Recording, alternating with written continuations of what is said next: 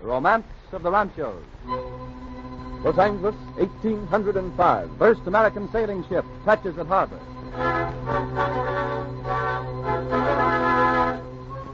Los Angeles, 1857. First overland stage arrives in city.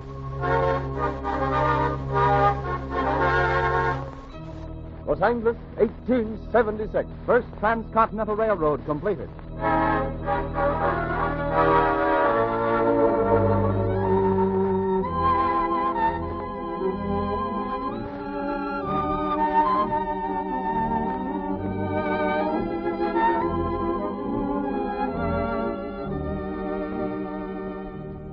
The Title Insurance and Trust Company of Los Angeles presents The Romance of the Ranchos, a weekly dramatization of the highlights of history of our Southern California.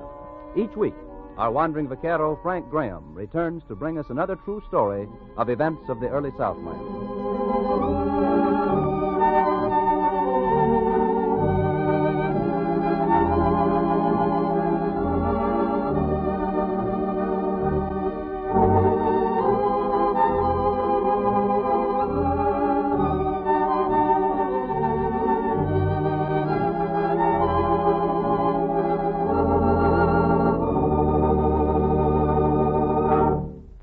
Sugar rationing, price ceilings, wage stabilization, and other governmental programs are only our first tastes of a good many more war measures to come. And don't believe anyone who tells you that they aren't vitally necessary. The best informed and most impartial observers assure us that the needs behind these steps are genuine and urgent, just as is the need for the money provided through our purchases of war bonds and stamps. Title Insurance and Trust Company urges you to invest in these securities as extensively as you can and to cooperate to the fullest in all conservation measures, present and future.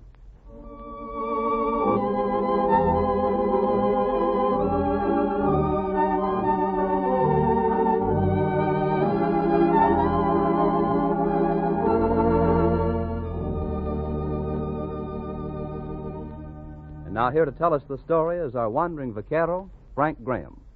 Buenas noches, señoras y señores. Tonight, our story traces the fascinating history of travel and transportation around Los Angeles.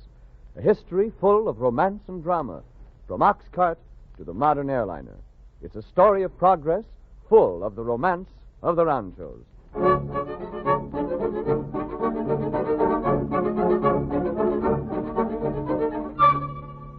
The man who first discovered Alta California, Juan Rodriguez Cabrillo, sailed north from Mexico in 1542 in a small sailing boat, not even large enough to have a deck.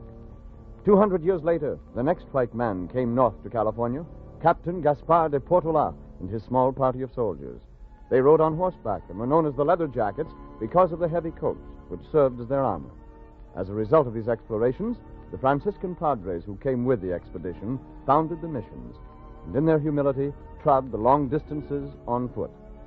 But as civilization came to the region of Southern California, the most characteristic vehicle of the time for transporting men and material made its first appearance. It was the carreta, the ox cart. It was almost an institution in those early days, a hollow framework of sticks set on an axle with two solid wooden wheels hewn from the trunk of a tree. But the ungainly structure was a thing of beauty to the Californiano. Maria, come and look. It is finished. Pedro, what do you mean? What is finished? The new carreta. She is standing outside. Come, you must look at it. Is that all? A new carreta is nothing to get so excited about. No, just wait until you see. It is a thing of beauty. Come, you must see it. See, but there is no need to run. Maria, I have the oxen all hitched up, and we shall take a ride in it. Oh, but, Pedro, I have work to do. Never mind, your work can wait. We have a new carreta. We must take it around and show it to all the neighbors. There, what do you think? Is it not beautiful? It is all right. All right. Oh, Maria, after I have worked for days, dragging a tree from the mountains, cutting and pounding, and you say, it is all right. It is fine, Pedro. As good a carreta as any, no doubt. Better! Why, there is no finer carreta in all the pueblo. Pedro, is it exactly level? What do you say? Level? See. Isn't it a little lopsided, eh? Oh, no. It just looks that way because it is on a hill. Hill? The ground is perfectly flat here. But look, the carreta slants over this way. Yeah, it is your eyesight, Maria. It is failing. My eyesight is better than yours. You have just made one wheel smaller than the other. Oh, that is ridiculous, Maria. They were both cut from the same tree trunk. See. But did not anyone ever tell you that a tree trunk tapers down to a point? Huh? So, all you can do is find fault with my carreta. After all the work I have done. So that you may not have to walk so far to the market. Pedro, it is all right. It is a pretty good carreta in spite of the lopsided wheel. See. And it is the first one you have made, so you have done well. And the next one will be better, see. Gracias. Now get in, and we shall take a ride. Pedro, no. I have much work. Come, no more work today. We must have some pleasure. Pleasure? Must I? See, of course. Don't you want to ride my carreta after all the work I... See, I shall ride, Pedro. Here, help me up. See, I shall lift. Ay. Now you shall see what a fine carreta it is. Come, ándale. There, you see, carita mia. Isn't it a fine carreta? Never will it break down. No, but I cannot say the same for me riding in it. Caray, such bumps. Oh, I hope I may be spared this again.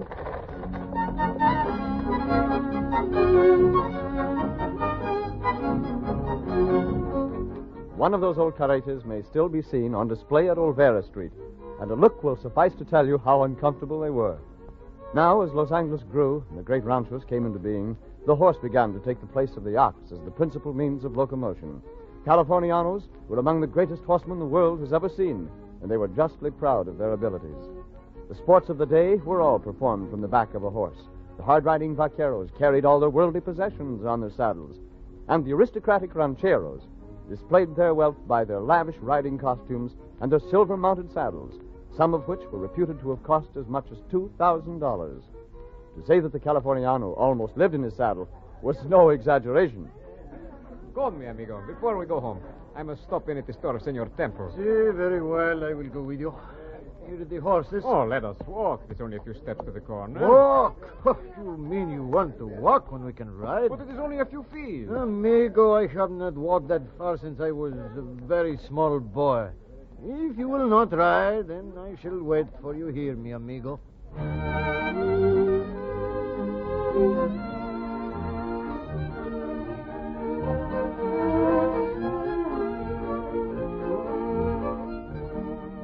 Horses and ox carts furnished the local transportation in those early days, and California had no outside contact with the rest of the world.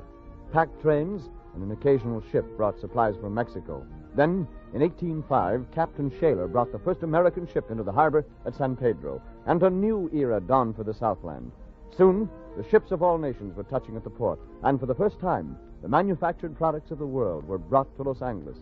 And with the activity at faraway San Pedro, a new mode of transportation made its appearance. An enterprising American, Phineas Banning, led the way in establishing stages and freight wagons from the port to the pueblo. But the traveler was taking his life in his hands to board one of the stages run by Banning or his rival Tomlinson. Very well, gentlemen. Are we all in? Yes. Everybody is settled. And now, before we begin, senor, you have taken no part in the betting. Betting? On what? On the outcome of the race, of course, senor. Race? You mean these two stages are racing into Los Angeles? Exactly, senor. And it's considered unpatriotic not to have something up on it. Just enough to make it interesting, of course. Very well. I'll bet a $5 on our stage. A $5? Oh, you mean $5, senor? Why, yes. Well, there may be someone in the other stage who is willing to bet so little. Oh, very well. Will $50... There is a good sport, senores.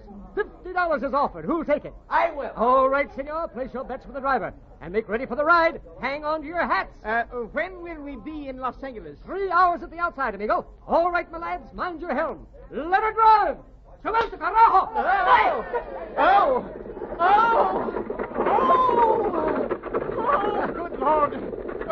Where are we going? To Los Angeles, of course, senor. Oh, but where's the road?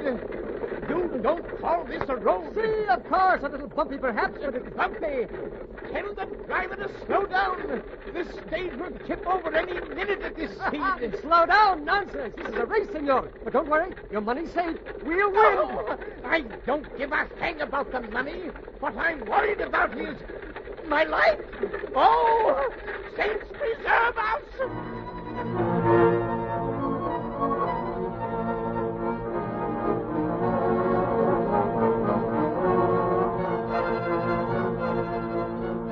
In a rough and reckless trip, Banning stages brought the traveler to Los Angeles.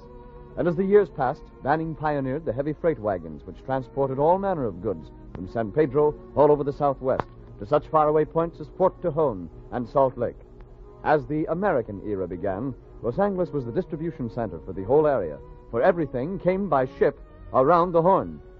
But with the region growing up, it became more and more important that direct overland contact be made with the East, especially in the matter of mail. Weeks, sometimes months, elapsed between mail deliveries in Los Angeles, and the citizens demanded action. Finally, in 1858, a strange sight was seen on the streets of Los Angeles. Well, glory be. What in tarnation's that? What, Elmer? Why, that there Concord stage drugged by 6 horses. Look, here it comes. Well, jump in Jehoshaphat.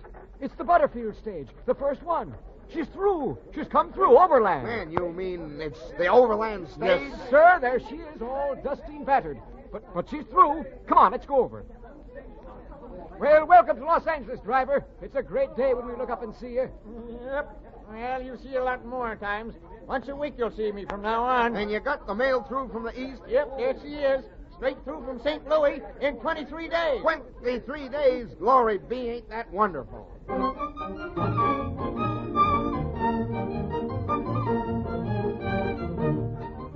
With a federal subsidy, the Butterfield stages established the first overland contact with Los Angeles, and meeting the mail stage each week was quite an event in the Pueblo. But sometimes the stages were delayed, and the cry began to go up. If it could be done in 23 days, why not 13? And this demand for more speed brought to the West its most colorful mode of transportation, the Pony Express. From St. Louis to San Francisco, stations were established, and hardy men riding like the wind spanned the distance between them in 100-mile steps. It took hardy men to ride the Pony Express, for many was the time a rider pulled into a lonely station in the Indian country in a sorry state. Hey, George? George! Sam! What in thunderation? Didn't expect you for another hour. I made time. Fast time. You did, but say, where's your hat? And coat? And your gun? Overboard. I threw them all off to take better time. What, Sam, your shoulder? Is that blood? It's just a scratch. It's nothing. You're wounded. Just scratch me, I tell you. Those Comanches never could shoot straight. Indians, so that's why you made such good time. Yeah? I've ridden a bronc car, but not like this. Made it from Red Canyon in less than an hour. And they chased you all the way? Until a few minutes ago. I guess I left him back there in the grade. Well, man, come inside. I'll fix that wound up. Never mind that. It's all right. Tied my handkerchief around it. Get me a fresh pony. There's no time to But you waste. can't go on like Why that. not? I'll get it fixed to Cheyenne Station. Oh, but Sam... I can't lose no time, George. Those Comanches are probably circling around right now. They cut across my route. Just hurry and get my pony. Well, I'd stay here and wait them out if I was you. With a fresh pony, they'll never catch me. Not unless we stand here talking till they walk right in. All right, Sam. I'll get it right away, but I think you're a fool. No, sir. This mail's supposed to be in San Francisco by next Wednesday. You still got the mail? Why, sure, it's in the saddlebag. Don't worry, that's one thing I wouldn't throw off. That mail's going through to San Francisco, and no bunch of cockeyed Comanches on the warpath is going to stop it.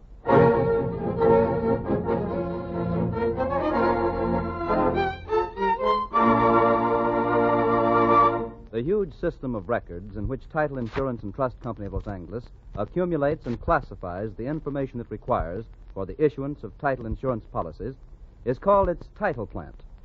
Operating this title plant is much like operating a large bank with more than 1.5 million depositors, for there are over 1.5 million separate parcels of assessed real estate in Los Angeles County. And Title Insurance and Trust Company maintains a separate account on each one of them. Even though the company may never be called upon to insure the title of a particular piece of property, its account on that property must always be kept up to date.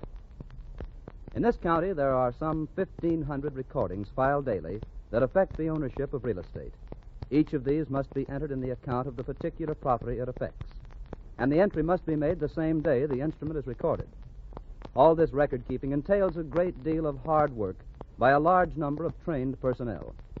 But its net result is that when you want title insurance on property anywhere in the county, Title Insurance and Trust Company of Los Angeles can serve you without delay. And the rate you pay is much lower than the average cost of similar service and protection elsewhere in the United States.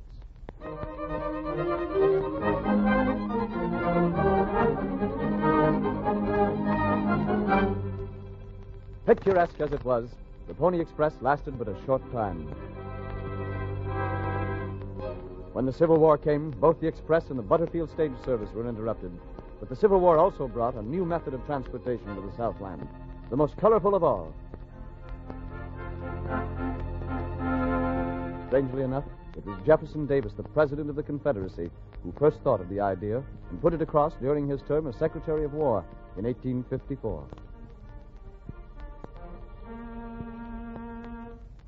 But it was not until 1858 that the new method of travel made its first appearance in Los Angeles, and it was the occasion for many a laugh. Wilbur, come on back here. It's not time to go home yet. Come here, Wilbur. Just one more little drink. Another drink? Yeah. Is it on you? Sure, it's on me. It's on me. Come on, Wilbur. Now, look, All right. a little drink is just exactly what you need. Well, I don't know. No, I don't think I will. I'm going to go home. Now, look, Wilbur, just one. That's all you... Suffering grasshoppers. What's the matter with minute. you, huh? Do you see what I see? Coming down the street? Oh, good. Great Caesar's ghost. Well, what is it? It looks like a camel. Well, Wilbur, there ain't no camels in Los Angeles, is there? I don't know. Is it? Well, no. No, there ain't. Well, that ain't real. Ain't real. Well, I don't know Now, about look, that. Wilbur, let's get out of here. Let's go home right now. No, home. Let's go and have that other drink you were talking about. I need it.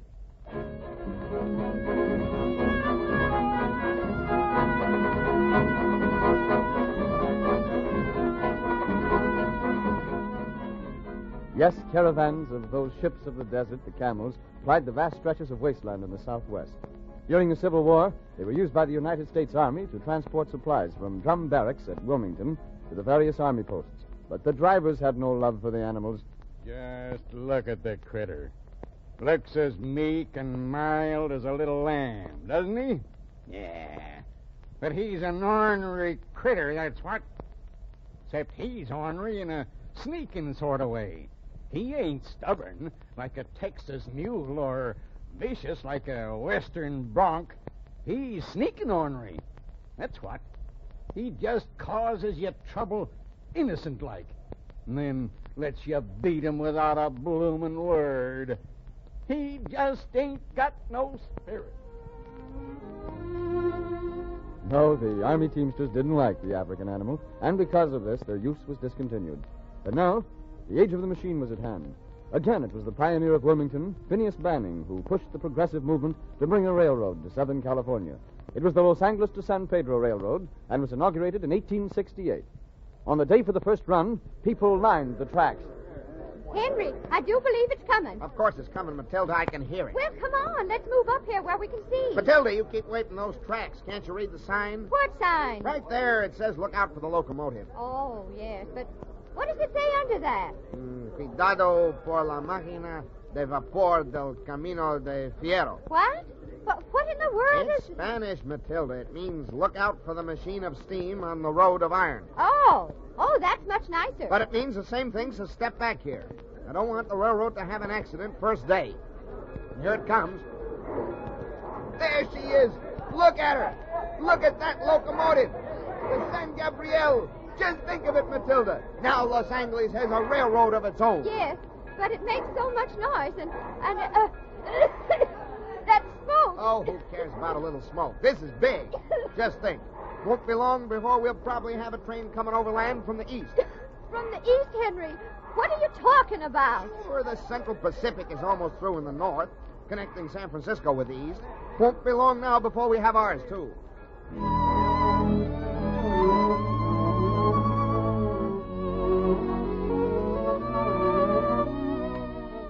But it was to be another 8 years before the Los Angeles was to get a transcontinental rail connection. Agitation started as soon as the Central Pacific went through, but progress was slow. And in the meantime, another transportation innovation was made in the city. It was the first horse car, the forerunner of the present streetcar system. Judge Robert M. Whitney and his associates started it in 1873. The single-track line ran a circuitous route from Temple and Spring to 6th and Figueroa, way out in the country in that day. It was a welcome improvement, but there were times when the horse car was a problem. Driver, when are we going to get moving again? I'm in a hurry. Well, mister, if you can get this dad-blasted Texas mule to move, you're a better man than I am. Well, do something. Don't just stand there. Mister, there's nothing much you can do. This here mule just doesn't want to move. Well, you've got a whip, haven't you? Yep, got a whip. But that'll only make matters worse. Well, try it. Anything to get going. All right, mister. You're asking for it. Well? Yep, you see, just kicks up his heels. We'll just have to wait him out, I guess. Either that or walk where you're going.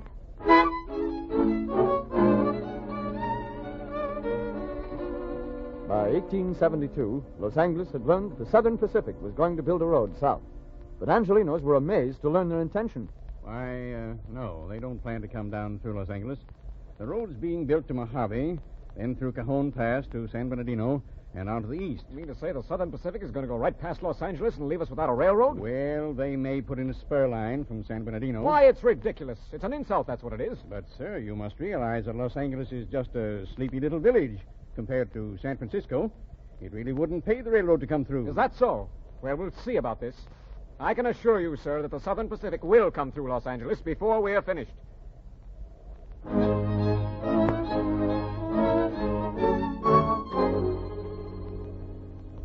But it's exorbitant. It's robbery, that's what it is. Yes, well, now, gentlemen, railroads cost money. You can't expect to be serviced by a great transcontinental railroad without paying for it. But 5% of the assessed values of all the property in the county, why, that'll come over to, $500,000. Why, certainly. Yes, but it'll be repaid many times by the business it'll bring to you. Besides, you gentlemen don't seem to realize the terrific problems involved in bringing the road into Los Angeles. It'll mean a tunnel through the mountains at Newhall. But even our engineers are not agreed can be done. And it'll mean crossing the Tehachapi Range. A difficult enough job. I know, but it can be done. Yes, I think it can be done. But you'll have to pay for it. And suppose we don't? Then we'll go ahead with our original plans and leave Los Angeles out. And I don't need to remind you what has been done to several communities up north already. They're dead. Ghost towns. Their future blasted. If you don't want that to happen to Los Angeles, you'd better vote this subsidy.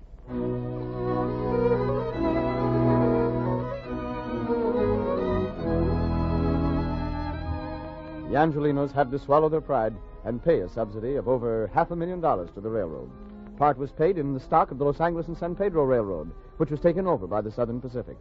This subsidy was actually little enough to pay, considering the tremendous benefits the road brought and the almost superhuman task in building it. The Southern Pacific engineers, under William Hood, cracked many a tough nut in the stretch from San Fernando and Mojave, but probably the toughest was on the steep grade of the Tehachapi Range. This is hot work. I wish that water boy'd get his mule up here. Well, they're coming. See him down there, plotting up the grade? They'll be here in 10 minutes. Now, boys, I've got it. At last. I figured it out. What, Chief? You mean how to get down this grade? Right. Here it is on this map here. Well, what do you think of that? I wouldn't have believed it possible. You've actually figured out how to build a road on a grade as steep as this? Here it is. Just take a look at it. Yeah, but, Mr. Hood, I don't understand this map. I don't either. I must be crazy. But it looks to me like you've plotted out a loop. Good. That's it exactly. This elevation is the knoll where we're standing. And the track will be laid right around the hill at a 2 2/10% grid and pass over itself. Oh, I'd say about over there. But, Mr. Hood, it sounds crazy. I don't think it'll work. But it will. It'll give us a 77-foot rise without increasing the grade. It's like having an elevator raise the train straight up that many feet. I'll admit I don't get it. I know it's an unusual engineering procedure, but we have an unusual problem on our hands. And it's just good common sense. Well, maybe, but... Well, just take a look over there. There's living proof of what I mean. What, you mean the burro carrying the water? Exactly. You've been watching that barrel carry water up this grade for days. But have you noticed that he always comes up the same way? That barrel is a better engineer than we are men. He has instinctively picked up the easiest way to get up the hill. And if you've noticed, he follows almost exactly the same path I've marked here. Yeah, come to think of it, that burro does make a loop. Sure he does. I've watched Well, him. there you are, gentlemen. There's my proof. Follow that barrel's trail, and you'll find the path of the Tehachapi Loop.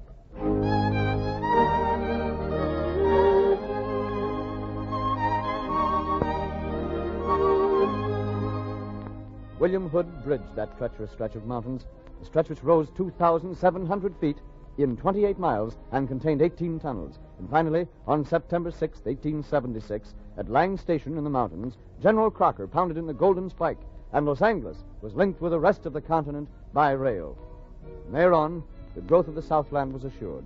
A few years later, the Santa Fe came through, and the competition between the two roads brought on the great land boom which started Southern California's phenomenal growth. In the city, Judge Whitney's horse car gave way to the cable car, and then the electric car. And through a series of additions and mergers was born the present-day Los Angeles Railway, with its thousands of cars and buses, and the Pacific Electric, serving the suburban areas. And with the tide of progress came great steamship lines, truck lines, and finally, airlines.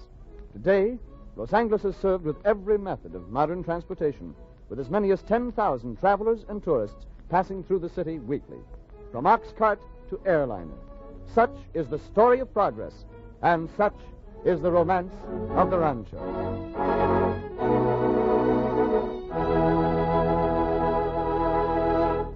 Today, as never before, the problem of planning for the distribution of your estate to your family requires careful study and expert counsel.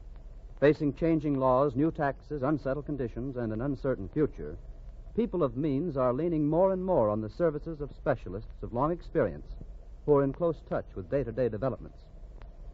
Preeminently qualified to render such service are the officers of the Estate Planning Division of the Title Insurance and Trust Company of Los Angeles.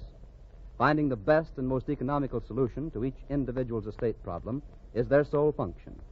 They will gladly work with you and your attorney without obligation to help develop the best plan for the preservation and distribution of your estate. If you're uncertain of your estate plan, consult with the experts of the Title Insurance and Trust Company of Los Angeles for complete information about this and other services of its trust department.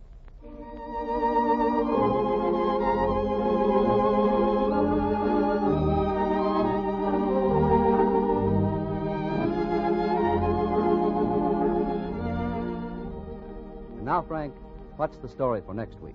Next week, we're going to close this series for the summer. And as our last broadcast, we're going to have a special treat in store for you.